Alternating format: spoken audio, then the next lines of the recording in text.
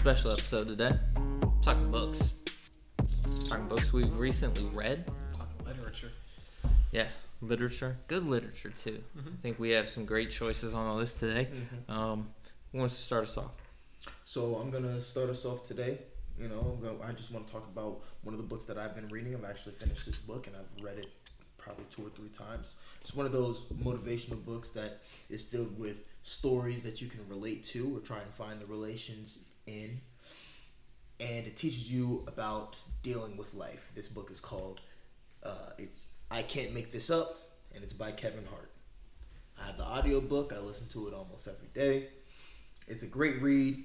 I think anybody can read it. Yes, it's Kevin Hart, so there's going to be a little harsh cuss words every once in a while, but it is a good read. It will teach you a lot about who he is, how he gained his success, and the steps that he had to take to get to where he's at. I think there's a lot that you can take away from that. So check it out if you want. I mean, great businessman, first of all. Absolutely. The guy has, not just succeeded in his own, realm, but has expanded. He's got to deal with Nike, got to deal with Chase. Like, you talk about somebody that's done it all. If you want to learn from somebody, that's the guy to do it. He partnered with Walmart and had an entire event that he hosted over the weekend. Really? Not too long ago. Absolutely. Huh. Was I didn't know about nutrition. That. I just saw it on his Instagram. So that's how I found out about it. With Chris Evans and another Chris. Hemsworth. Oh, okay. Got the Avengers. Assembled. Yeah. You want to go next? Sure. Yeah, I've been reading a lot of books. I've been reading a lot of Stephen King, but the one I want to talk about, 1984. 1984. By George Orwell. Classic. Yeah.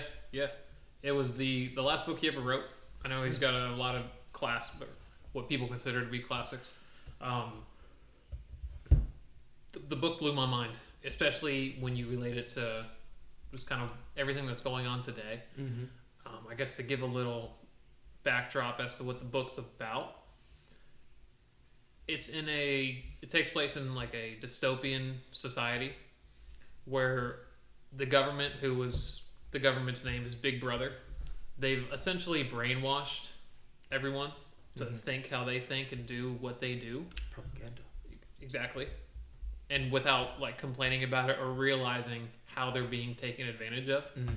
So much to the extreme that they are cutting down like the English dictionary. So they're like literally removing words so they don't even know how they could put together a sentence to talk poorly of the government. I see. And so, wow, that's crazy. Yeah, and certain words they refer to it as I think it's double speak. I read it a couple months ago, but anyways, like you say something is bad, I say something is bad, but to me the word bad means good. Double think. Is that what I said? Double speak, double think. I can't remember. But so let me ask you this, because I've seen and heard countless stories of like when there are things of that nature.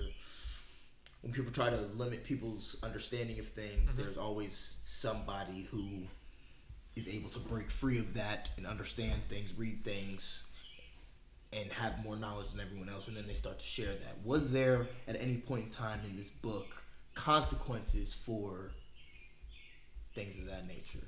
Sharing information, education. Yeah, so the main character, Winston, without giving too much away. Yeah, no, of course. Wonderful. You learn from the very beginning that he understands what's going on, but they're so intertwined in your lives. Keep in mind, this book was written in 1947, I think. Oh, wow. And in the book, there's these things, they're called like teleprompters, essentially TVs. Yeah. And everywhere you live, no matter what house, apartment, the government has like a TV, and through it, they can watch you at any time they want, monitor you, make sure you're not speaking ill of the government, of Big Brother in any way, shape, or form. And they're constantly playing propaganda to you. I think it was like every morning, they had something called hate speech. Hate speech, they had enemies. There was like societies. 1984 takes place in Oceania. Then there was 2 other big ones. Oceania was always at war with one of the other societies and always allies with the other. Mm-hmm. Anytime it would change, they would go and rewrite history. So say me and Neil were allies and we're at war against you. All of a sudden, we're at war against Neil and me and you are allies. All of history is rewritten. They go back, they rewrite the history books. Oh, wow. And if anyone speaks as if it hasn't always been this way, Big Brother gets you. What was it called? They call it vaporizing. You were vaporized. Oh. And you just disappeared. And in the book, Winston is kind of a free thinker, but he doesn't know who to trust because everyone is so brainwashed. Right. And he finds a love interest in the book, and they go on this journey, kind of to fight Big Brother. And it's crazy. And Winston's job in the book, he is one of the guys who goes back and edits history. So, say you were vaporized, Winston's job would go back, any news article that praised you before, gone, rewritten, your name is changed. If anybody mentions your name as if you ever existed, you get vaporized. Okay, now let me ask you this. Did you reveal too much? No. You learn all of that very early in the book. Okay. But the mind boggle, it blows your mind. It's A great. lot of twists. Lots of twists. It's crazy. Very nice, It's very one of the nice. best books I've ever read. Oh. Go ahead, tell them Yeah. again what the name and title is. 1984 by George Orwell. Go read it. A lot of you probably have read it in high school or college, but if you haven't, go read it. Very thought-provoking book. A lot in it. I haven't read it yet. It definitely sounds like it. I remember I saw a trailer for an old movie, I believe it was. It was a black and white. And this guy, every single time he put these sunglasses on, everything that was like a sign, a magazine, anything around him showed what it actually was. And it would say the propaganda below what it actually was. Like it would say it would be a cookbook, but in the book it says eat, consume, buy, things of that nature. And then all the people were actually robots, and they were watching him every time he had the glasses on, and they were kind of like agents that were making sure that he would stay. It's exactly what they do. Exactly. And you'll see the book is referenced a lot in pop culture. Like a lot of movies, you'll see a lot of other books reference it a lot. I mean, when we talk about the government, And just in you can jest, relate it somebody to a would be lot like, of things going on today. Oh, Big Brother's watching you. You know? Yeah. Like it's just it's something you make the joke about. You may not have read the book, and it's a very interesting book. You should definitely read. I need to read it, obviously. So 10 out of 10, 5 out of 5. yeah, I think One of the best books probably ever written. I might have to get that myself. It's a classic right there. Sounds good. Makes you think, for sure. How about you, Leonard? So I'm in the last chapter, but I was reading Skin in the Game by Nassim Taleb. I believe is his name. Great author. The guy wrote Black Swan, and it's just a book about how when people don't have a vested interest in the situation because they have skin in the game, that they will essentially not act in the best interest of other people. So once again, kind of tying into we all need to be better as a group, a society and everything, but talking about how we need to make sure politicians care and they're held accountable, but basically in any system that we have, making sure that if you have a financial manager, that your financial manager is only getting paid if they're making you money. Because why would you pay a financial manager if you're losing money? Yeah. Right. Or if you're not outperforming the S&P or something, because you have no incentive, just a very interesting book. Black Swan was amazing, so I'm trying to read everything else that he's written. Just a great book to talk about, once again, like Black Swan was, asymmetries and risk assessment and stuff like that. And it's just a very interesting book.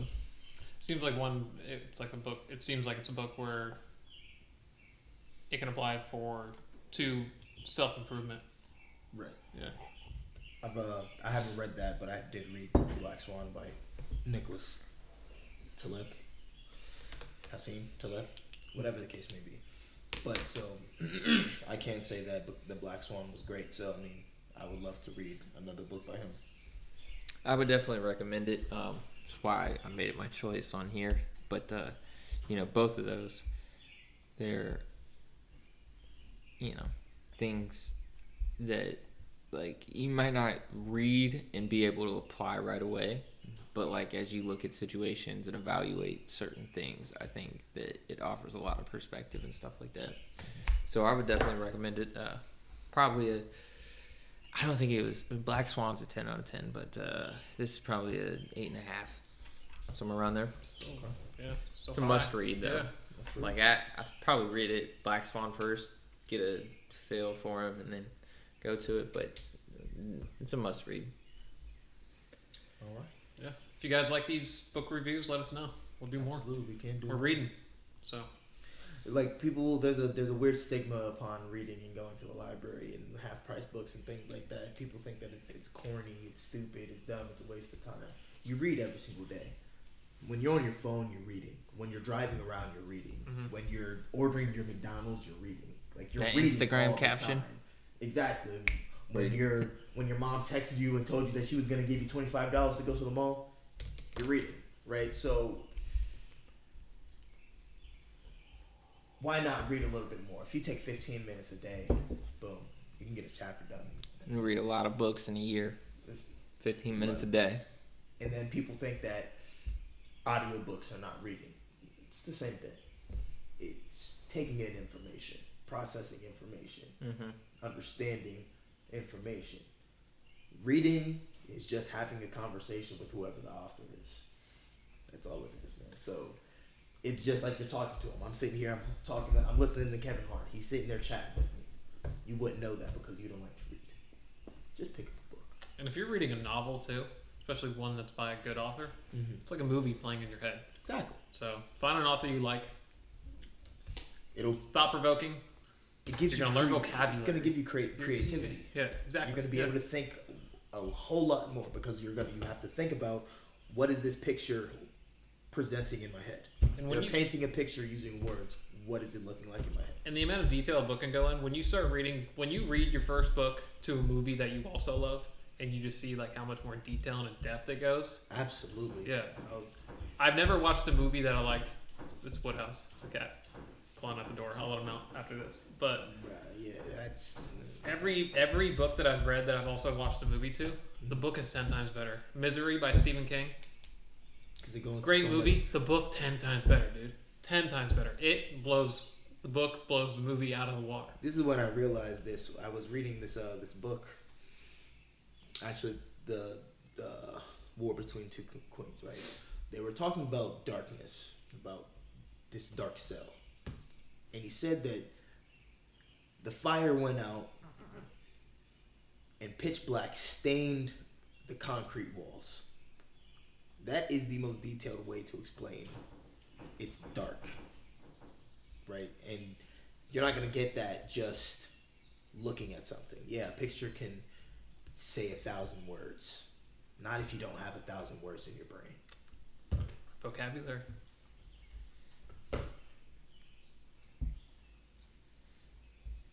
It's a reading. Talk to you next time. Yup. See ya.